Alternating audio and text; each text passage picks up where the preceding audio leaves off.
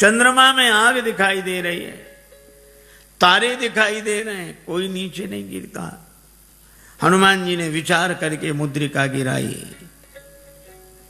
और मुद्रिका में लिखा है राम नाम। मां संकट के समय तो राम नाम का ही स्मरण करो। यह मुद्रिका कहां से आई, किसने दी? चकित चितौ मुद्री पहचानी। हनुमान जी श्री राम कथा कहने लगे। जानकी जी ने कहा जितने इतनी सुंदर कथा सुनाई उसे भी तो देखें। हनुमान जी बोले बस माता कथा ही सुंदर है, कथा कहने वाला तो बिल्कुल बंदर है, ये छिपा ही रहे सो अच्छा। पर जानकी माता बोली बंदर ही सही, कथा सुनाने वाला तो सुंदर आवे। हनुमान जी सामने गए, जानकी माता ने देखा, फिर बैठी मन विस्मय भयो। हनुमान जी ने कहा राम दूत मैं मातु जानकी। हे माता मैं राम जी का दूत हूं, सत्य शपथ करुणा निधान की। और ये कहते कहते हनुमान जी के आंखों से आंसू बरसने लगे। कपि के वचन सप्रेम सुनि उपजा मन विश्वास, जाना मन क्रम वचन यह कृपा सिंधु कर दास। नरवानरई संग कहु कैसे, कही कथा भई संगति जैसे। परिचय होने पर कुशलता पूछने के बाद श्री जानकी जी ने एक ही बात कही, आह नाथ हो निपट बिसारी। भगवान ने हमें भुला दिया। हनुमान जी बोले नहीं माता, भगवान ने आपको नहीं भुलाया। तो जयंत के पीछे तो बाण लगा दिया, चरण पर चंचुका प्रहार करने वाले के पीछे बाण, और हरण करने वाला अब तक आराम से बैठा है। श्री हनुमान जी ने कहा माता वहां भगवान के पास धनुष बाण कहां था? प्रभु तो आपका श्रृंगार कर रहे थे। जानकी माता बोली हाँ बेटा, प्रभु ने उन्हीं लकड़ी की सींकें उठाई, एक को धनुष बनाया एक को बाण। तो सींक क्या बाण बनी होगी? नहीं नहीं, प्रभु का संकल्प है। तो मां औरों को तो सींक ही दिख रही होगी, बाण है ये तो पता आपको होगा। हाँ, तो हनुमान जी बोले ऐसा भी तो हो सकता है कि हरण करने वाले रावण के पीछे किसी और रूप में बाण को लगा दिया हो। और रूप में? किस रूप में? हनुमान जी ने कहा कि माता सामने देखो, ये वानर के रूप में राम जी का बाण ही है। जिम अमोघ रघुपति कर बाना, एही भांति चले हनुमाना। ये बाण है। धनुज वन कृशानुम, रघुपति बाण कृशान श्री हनुमान जी कहते हैं। जननी हृदय धीर धरु जरे निशाचर जान, ये राम जी का बाण है। सिंह के रूप में जयंत के पीछे बाण लगाया और बानर के रूप में रावण के पीछे बाण को लगा दिया। बेटा हनुमान अच्छा किया कि तुमने हमें बता दिया, तुम न बताते तो मैं कैसे जानते। हनुमान जी ने कहा कि माता मैं भला आपको बताऊंगा, आपको स्वयं पता लग गया। और आपने रावण से कह भी दिया। जब रावण ने कृपाण उठाई तो आपको लगा क्या मैं यहां बिल्कुल अकेली हूं? तो जैसे ही आपने सोचा तो आपको पता लग गया कि हनुमान यहां है। तो आपने रावण से भी कहा अस मन समुझ कहत जान की, खल सुधि नहीं रघुवीर बाण की। अरे खल, तुझे राम जी के बाण की खबर नहीं है। अगर अंतर कथाओं का सहारा न लिया जाए तो राम जी के बाण के रूप में तो यहां अर्थ श्री हनुमान जी का ही ध्वनित होता है।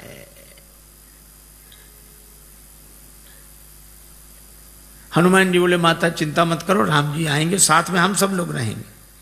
अब इतने छोटे से हनुमान जी श्री जानकी माता से कहें कि निश्चिंत रहो, हम लोग रहेंगे। जानकी माता बोली बेटा सभी बानर तुम्हारे जितने हैं।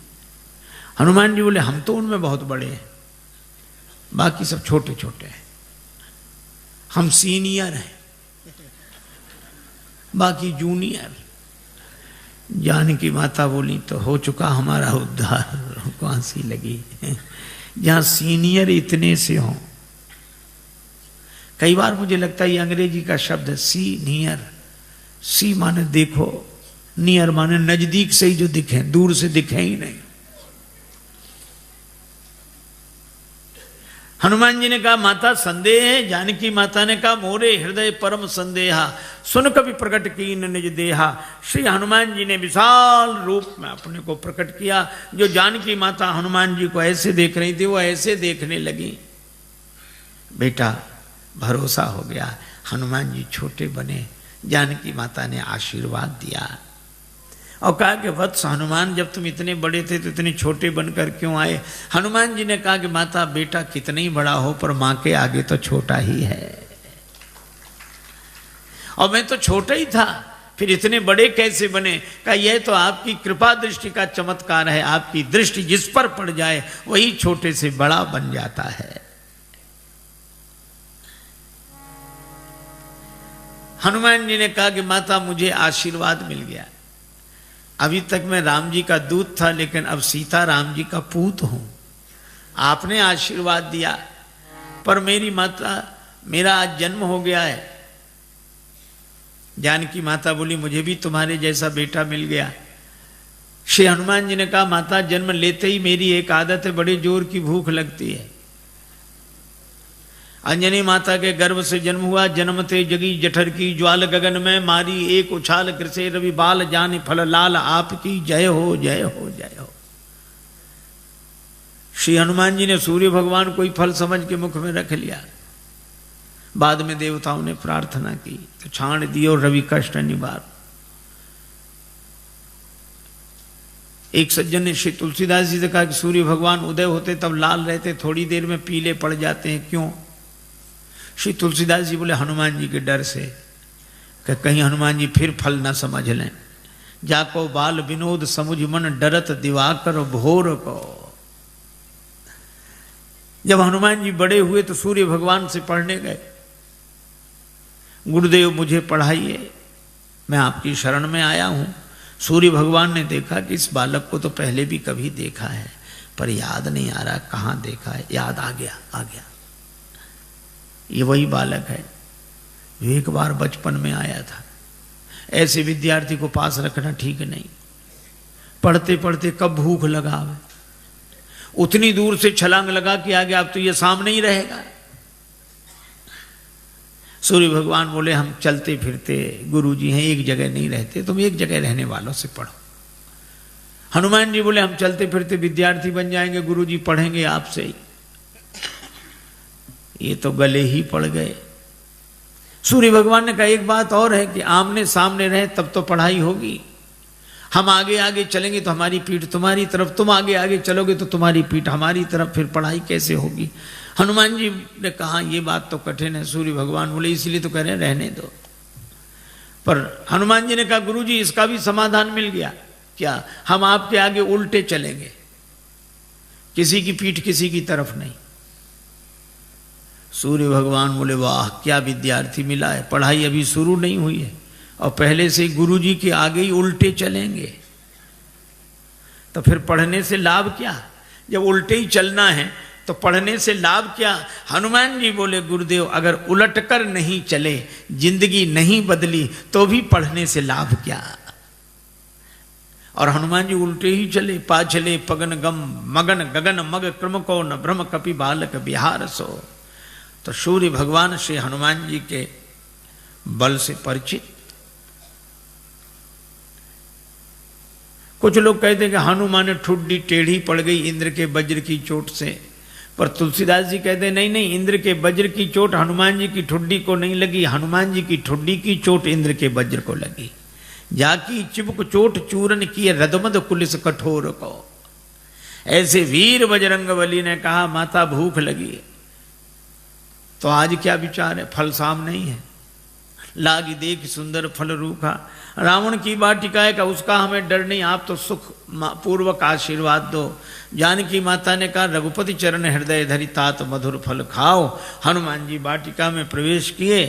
राक्षस तो स्वभाव से आलसी।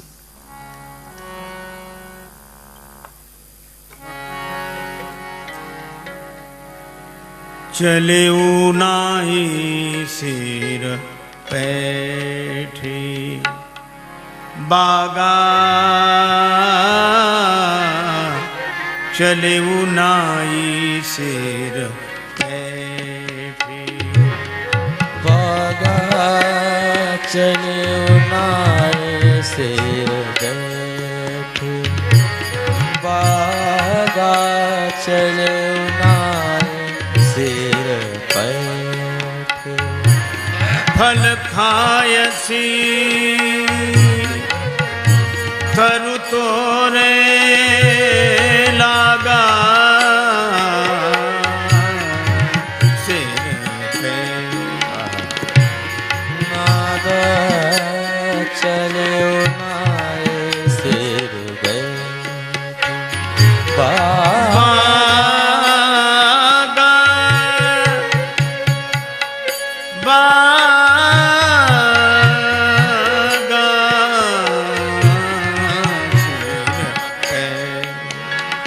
बागा चले उनाए सिर बैठे। हनुमान जी ने बगीचे में प्रवेश किया, राक्षसों ने देखा बंदर आया, बंदर बंदर बंदर। दूसरा राक्षस वाले आते रहते हैं ऐसे बंदर, स्वभाव से ही आलसी।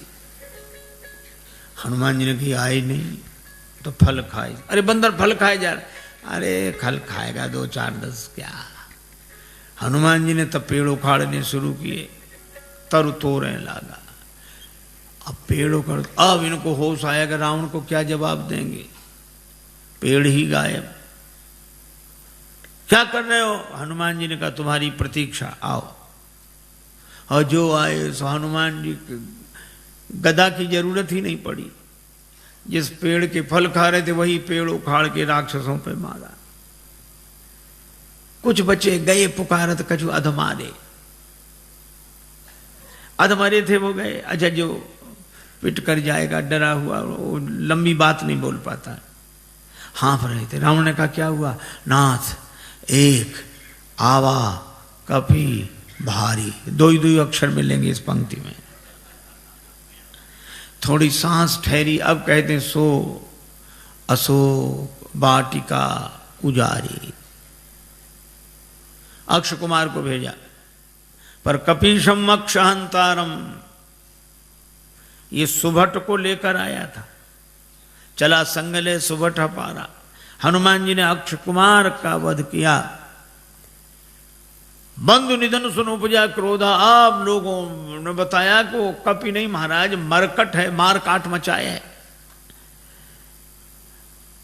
मेघनाद बोला मैं चलता हूं। अब रहे महाभट्टता की संगा, भट्ट सुभट महाभट्ट, पर धन्य हमारे बजरंग बली, सबको भटाभट कर दिया, एक नहीं बचा। कजू मारे से कजू मर देसी, जिस पर पेड़ पटका उसे मार दिया। और एक राक्षस को इस हाथ में पकड़ा, एक को इसमें बड़ा रूप, तो ऐसे ऐसे रगड़ दिया। अब वो चिल्ला में बचाओ बचाओ। हनुमान जी कहते हैं मजीरा बजा के कीर्तन करने की आदत है, हम समझ रहे हैं कीर्तन नहीं हो रहा है। और जो काम में बचाओ, बचाएं तो तब जो ऊपर तक पहुंचेगा, बंदर को गिराओ, जो पांव के पास गए तो कछु मिली ऐसी धरी धूरी। ये कछु थोड़े बहुत नहीं है। पर तुलसीदास जी ने ना संख्या लिखी ना नाम। किसी ने तुलसीदास जी से पूछा कि ना आपने नाम लिखी ना संख्या। तुलसीदास जी बोले मारने दो, राक्षस हैं, कौन से बड़े महापुरुष हैं जो इनकी पुण्य जयंती मनाई जाएगी, सो याद रखें सब। मेघनाद को भी लगा कि प्राण जाने वाले हैं, तो उसने ब्रह्मास्त्र का प्रयोग किया। हनुमान जी परम वीर हैं, लेकिन बड़ों का सम्मान करना जानते हैं। ब्रह्मास्त्र में बंध गए। मेघनाद लेकर आया। रावण ने कहा कौन है तू? कह लंकेश कवन ते कीसा, कही के बल बन घालिस खीसा, मारिस निश्चर कही अपराधा, कौसट तो न प्राण कही बाधा। हनुमान जी सुनते रहे। बाद में बोले जाके बल लवले सते जिते उचराचर जहारी, तास दूत में जाकर हरि आने प्रिय नारी। मैं राम जी का दूत हूं।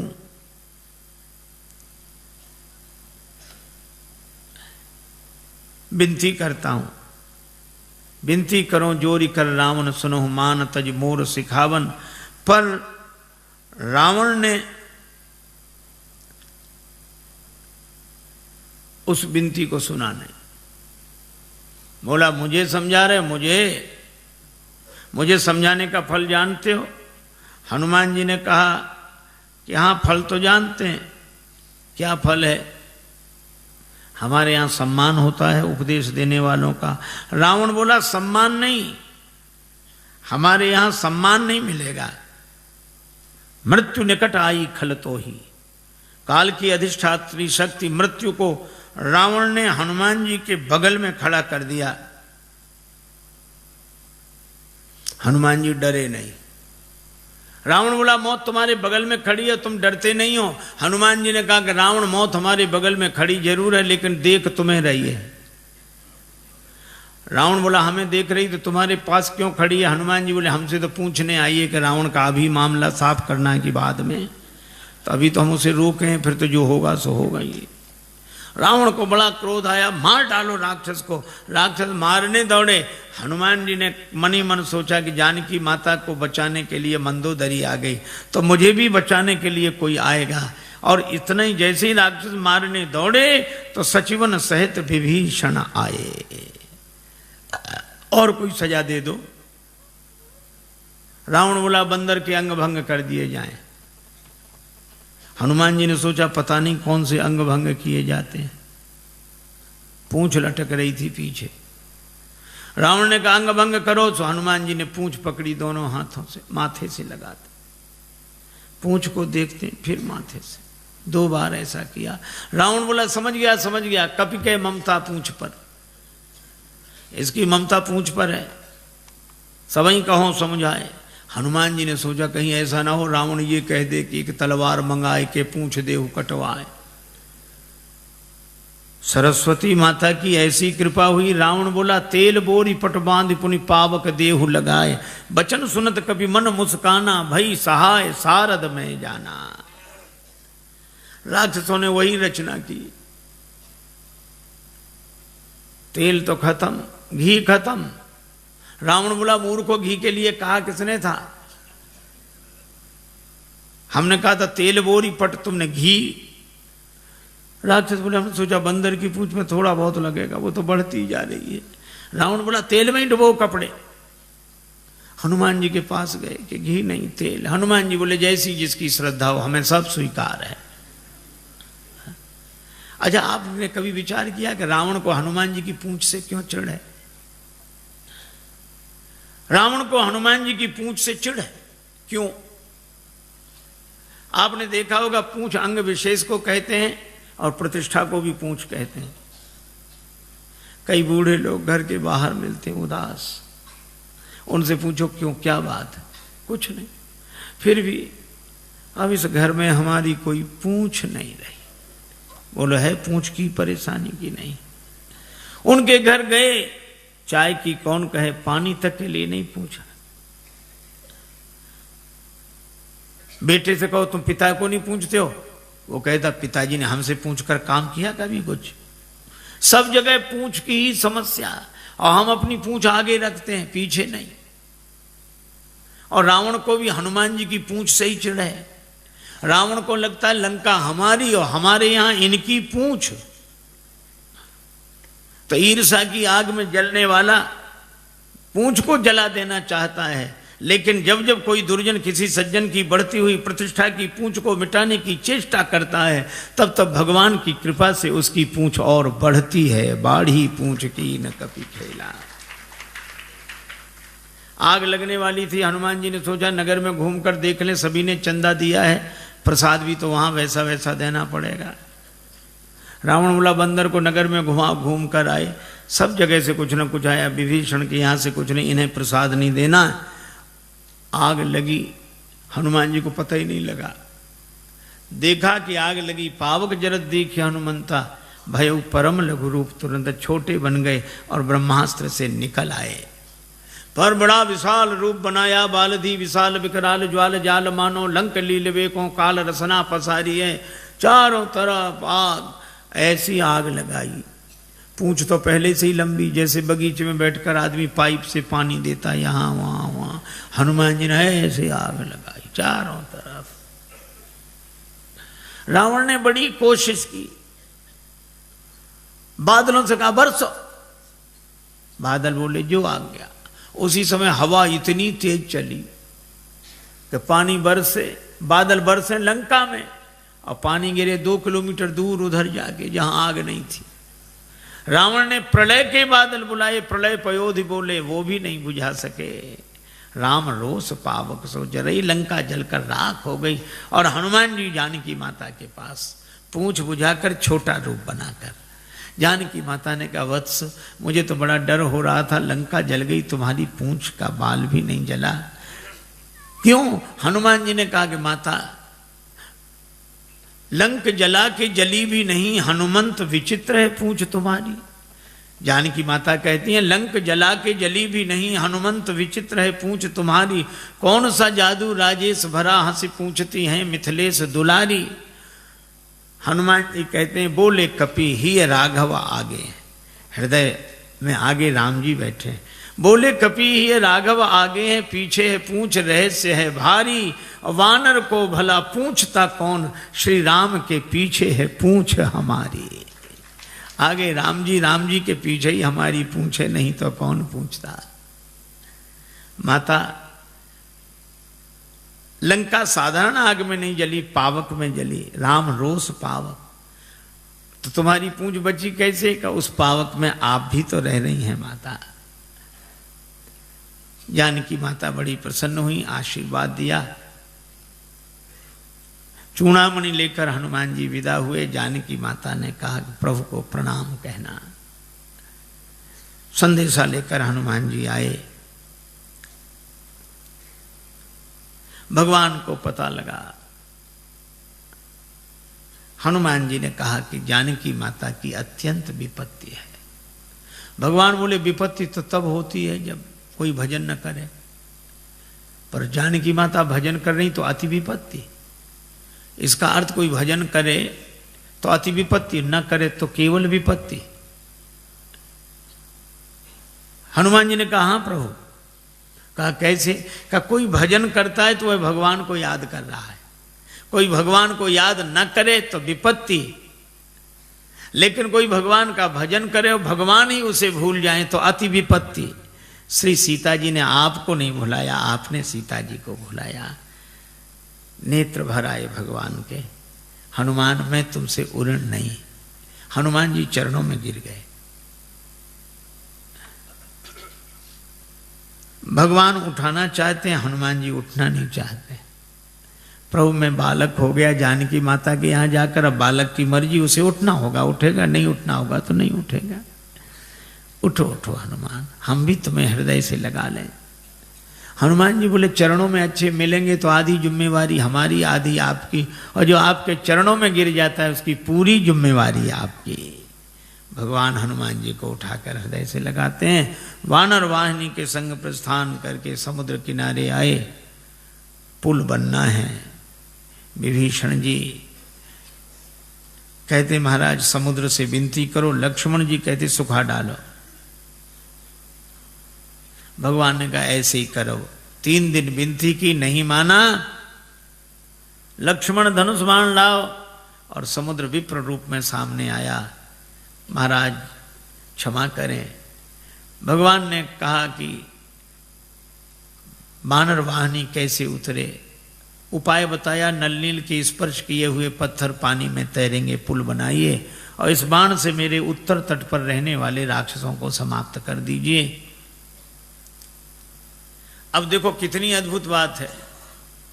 कोई न डूब रहा, उसके गले में पत्थर बांध दो तो जल्दी डूब जाता है, और पत्थर को कितनी भी ऊंचाई तक फेंको पर आएगा नीचे।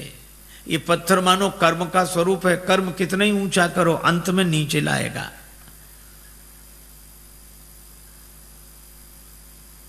और ये पत्थर डुबाता है, हाँ, देहाभिमानी को डुबाता है, लेकिन नलनूल छू दे इसे, विवेक वैराग्य के द्वारा छू दो तो ये पत्थर तैरने वाला बन जाता है।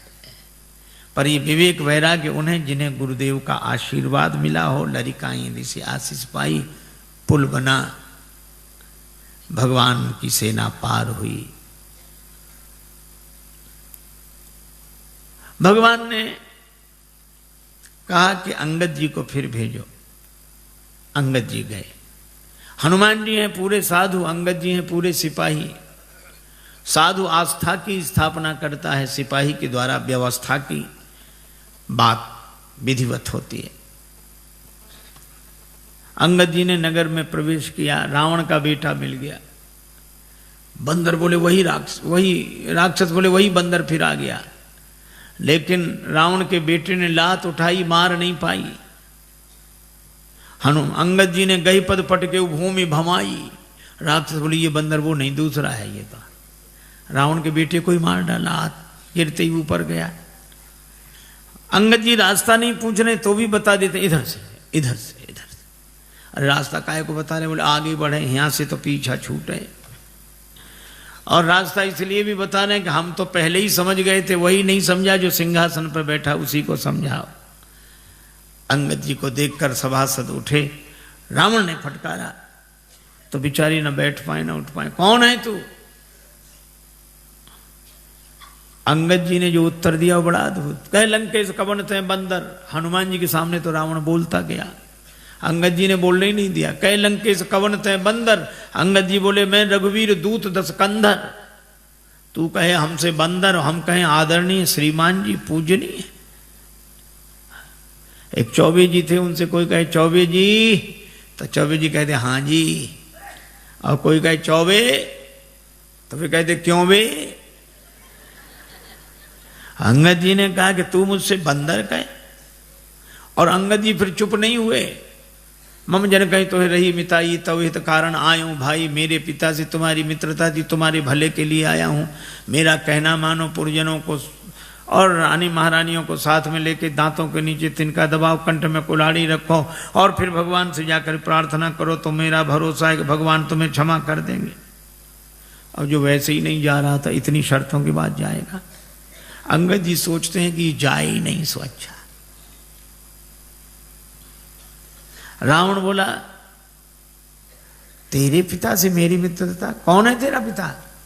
अब रावण खूब जानता है ये बाली का बेटा है, लेकिन पूछा ऐसे ताकि अंगद कहें कि बाली तो मर गए। मैं पूछूंगा कौन सी बीमारी हुई क्या?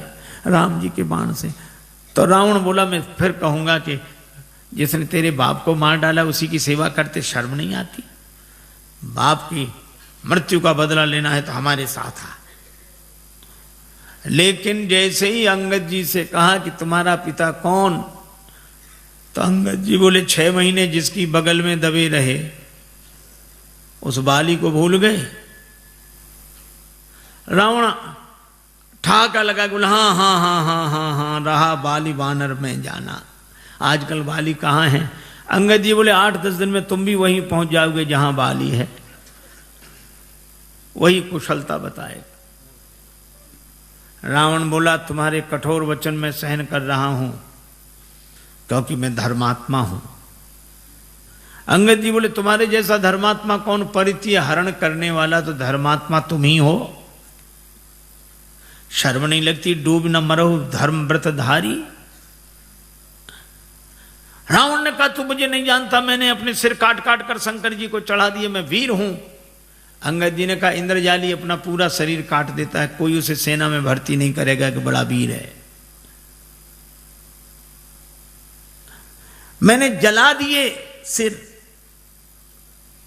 अंगद जी बोले जरा ही पतंग विमोह, बस पतंगे रोज जलते हैं। दूसरे दिन अखबार में खबर नहीं छपती कि पिछली रात इतने पतंगे वीर गति को प्राप्त हुए। ये कोई वीर गति है? मैं कैलाश पर्वत उठा लिया, इतना भार उठाने वाला हूं। अंगद जी बोले जानवरों में सबसे ज्यादा बोझ गधा उठाता है। भार वहीं खर वृंद, ते नहीं वीर कहा वहीं समझ देख मति मंद। रावण बोला मैं चलता हूं तो धरती हिलती है। अंगद जी बोले तुम्हारे चलने से हमारे राम जी के छोटे भैया लक्ष्मण जी बोलते हैं तो धरती हिलने लगती है।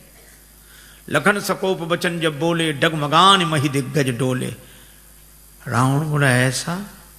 तो बड़े भैया को तो बोलना ही नहीं पड़ता होगा, धरती हिल जाती हो। हाँ नहीं बोलना पड़ता। वे धनुष पर हाथ फेरे, सर चाप कर फेरन लगे तो भूधर डगमगे। रावण बोला क्यों रे? बाली तो इतना गप्पी नहीं था। बाली न कबू गाल असमारा, मिली तपसिन तय भय सी लवारा। अंगद जी बोले करके दिखाऊं?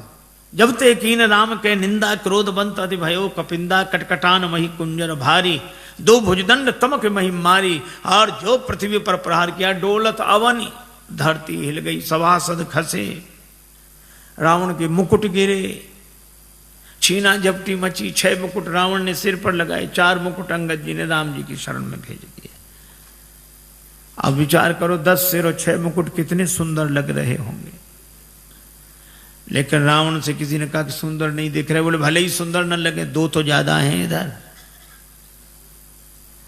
अंगद से कहा उठा के फेंक दो इसको, राक्षसों को फेंक दो। अंगद जी बोले बाद में फेंकना, पहले चरण हिला दो। सभी राक्षस गए, चरण नहीं हिला। तासु सभा की कठिन प्रण जय तौल्यो कैलाश, तुलसी प्रभु प्रभुता कहो कि सेवक को विश्वास। अंगद जी का पांव नहीं हिला। तुम ही बचे हो। रावण आया, जैसे ही चरण पकड़ने लगा अंगद जी ने पांव हटा लिया। रावण बोला यह क्या किया?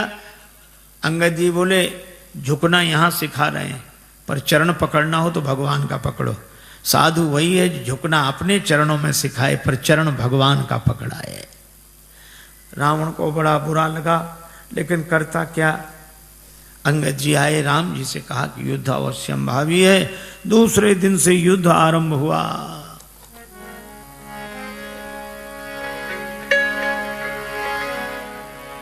उत रावण इत राम दुहाई,